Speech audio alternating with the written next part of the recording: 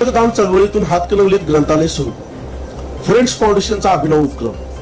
समाजामध्ये कमी होत चाललेली वाचन संस्कृती ही आज समाजाच्या वेगळ्या दिशेला जाण्याचे कारण ठरत आहे. थोर विचारवंतांचे कार्य, पुरोगामी विचार यापासून युवा पिढी दुरावत चालल्याचे चित्र आहे.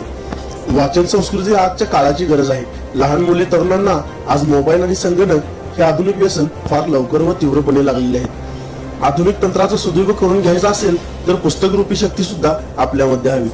प्रजासत्ताक दिनाचे औचित्य साधून फ्रेंड्स सर्कल अकॅडमी फाउंडेशन यांनी सुरू केलेल्या पुस्तकदान चळवळीतून समाजातून पुस्तक भेट रूपात स्वीकारून हातकणंगले येथील बाजारपेठेत वाचन संस्कृती हे सार्वजनिक ग्रंथालय सुरू झाले.